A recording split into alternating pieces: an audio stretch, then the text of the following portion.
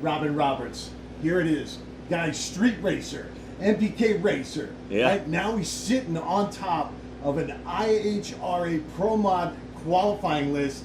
It's crazy. It's full of competitors. And here's this guy, man. Outstanding job. Congratulations. A 63 when everyone else was almost in the 70s. So congratulations on that. Thank you. Tell us about it, man.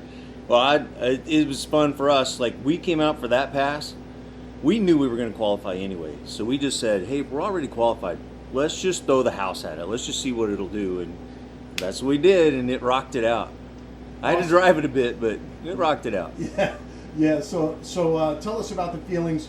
Tell us about the crew, because nobody gets here alone. Yeah. I have a fantastic team. Like, some people always ask, like, what sets you apart? We've been very good in a lot of things we've done. What sets us apart is we're a very tight-knit team. We have Alan and Brian. Brian's my best friend in high school. Alan, we've been street racing, hanging out for 20 years. Both of them work for me. Like, we're super close. We bring our wives, Tara and Melody. That's our crew.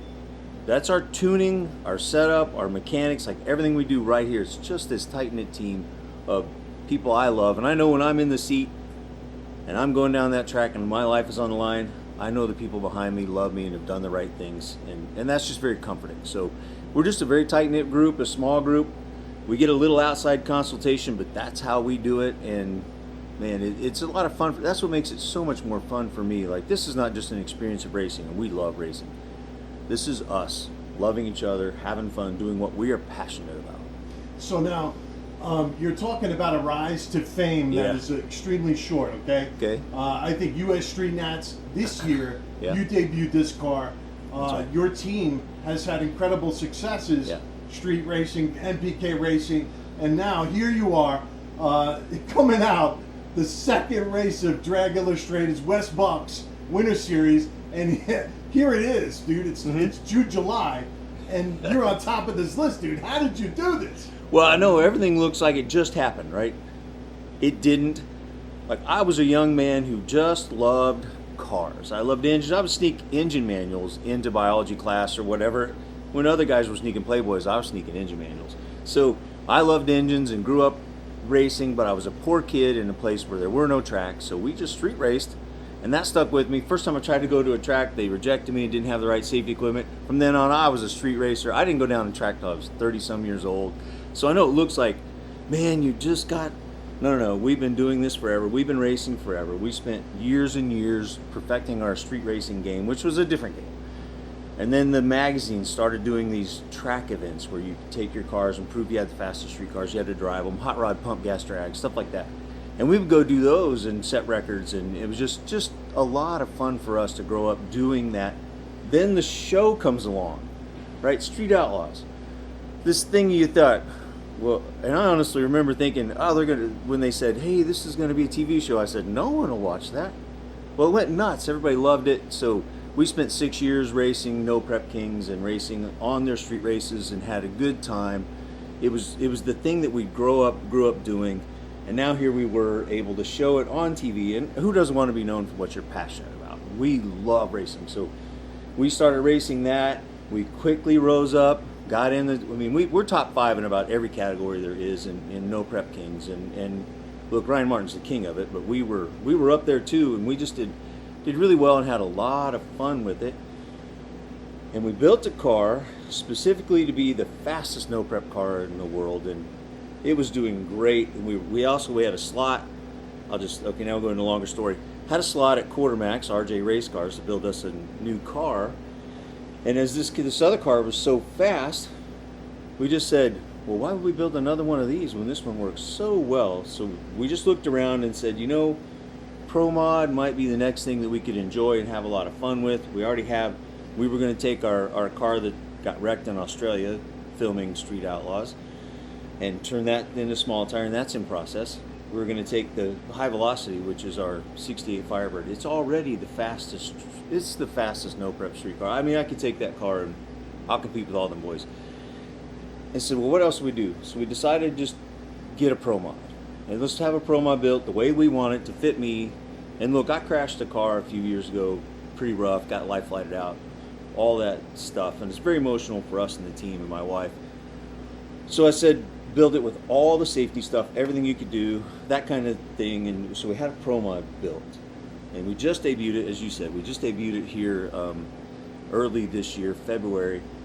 And we have some business stuff where we raced that February race and then nothing else until about a month ago. We made our first real race with it a month ago, and we were #1 qualifier there, and that was awesome. We were on top of the world. We didn't get to finish that race because of oil downs and time restrictions, but to come here and to want to be the #1 qualifier at our second race with this car that we've kind of had time now to invest in it and get it going. It's just awesome. I mean, what a thing to come here, first race, #1 qualifier. It's badass for us and my team, and just been a lot of fun. But the car itself just gets a little better every time we tweak at it. You just keep cracking at them and getting better and better, and the team gets better. Now we're having to learn how to make a Pro Mod because they just do they do things differently. I think it's the weight balance, not steel bodied. It's lighter in different areas, things like that. But just I'm having a lot of fun doing this, and look, this is the other thing. Now I'm going to go off on a tangent, but a couple weeks ago, we saw the first IHRA event, and there wasn't that big Pro Mod group. And this being in Detroit, Melody's hometown, and we wanted to support IHRA and help get this thing going. And I think the Pro Mod thing's a big deal, and it ought to really go. And so we just come over just to be here to race in Melody's hometown and to support the Pro Mod events. And IHRA has done a fantastic job of bringing it together and funding it and investing in racetracks and the things like that. And that's when you're a young man and that's all you've ever thought about. I told my dad when I was a kid, I'm going to build the fastest street car in America and prove it. And he said, that's the dumbest idea I've ever heard. He was right, really, but here I am to be able to take your passions, and here's another person and another group like IHRA putting the investments into racetracks, putting investments into racing. Well, we wanted to support that.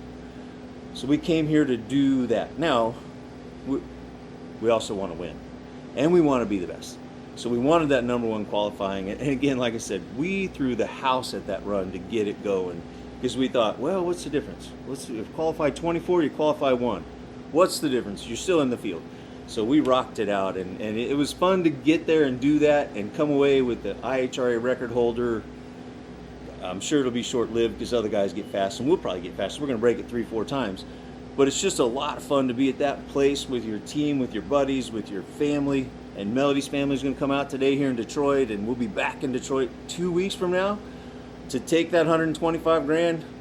That's what we're coming for too. Like, it's just it's fun to see something you put so much effort and time and a life into come to fruition, and to see like other people like Daryl who are building up IHRA here coming together, where this is just fun. Flying H, other new tracks you're seeing, this track being invested in. The sport is reinvigorated, and we're having a lot of fun with that. I think Street Laws reinvigorated it, Street Outlaws, and I think here this can reinvigorate it too, and we're fired up. That's awesome. Now talk about the combination, because getting it done then at that rate and separating yourself from the field that way, that's interesting. So talk about that. Yeah, we spent a lot of time. So when we were street racing back in the day, and we were just getting on the TV show and getting things going, I was breaking turbos like crazy. So I started reaching out to people who made turbos, and I reached out to Dustin Hart. And I said, hey, we're having turbo problems. You build turbos. What do you make that'll help us? And he was just excited. Oh, I know who you are. Let me come talk to you. Showed up in my office 10 a.m. the next day with these 2 turbos. Now, he had no turbos in drag racing. He had some in like LDR or whatever. No big ones like this, no Pro Mod style. And so he brings these out of the box. They're CNC housings. They look funky. I'm like, okay, we'll try them. They were badass. We never broke turbos again. Like, this guy is phenomenal at whatever he does. And I just saw that and recognized it, and we had so much fun with the turbos, but we needed to go. You can only, in what we were doing with street racing, you could only do so much. They're so hard and finicky that on the street it was worse. No prep street, whatever finicky was there made it worse. And we saw that the centrifugal power plant was just more consistent. So we flipped over to Pro Chargers, started running them, picked on Dustin, said, hey buddy, these things aren't that great. You should build these, and kind of goaded him and guided him, and so did Larry Larson. Like the two of us kind of pushed him, like, why don't you build one of these? It's a turbo with a gear drive. Like it can't be that different.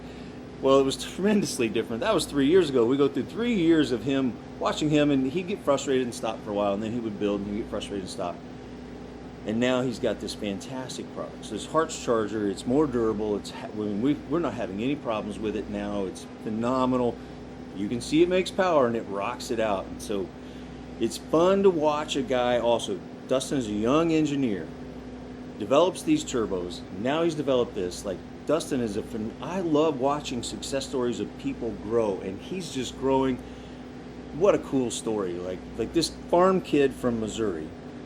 Have you ever been there? He's got a giant shop out in the middle of a field. You drive along this road and all of a sudden there it is, and everything else around it is farm country. And he's a farm kid too. They farm acres all around it. But see these guys go off to engineering school, come back, take on our passions of drag racing or racing, and tractor pulling is what they started their roots in, and to build up. It's just fun to see a guy be successful at this kind of thing, and just fun to take his product, push it up to the #1 qualifier in what is the biggest event of our time. Like, it's fun. And this is to see Dustin having fun with it, us having fun with it, see the Hartz thing work, see my team behind me.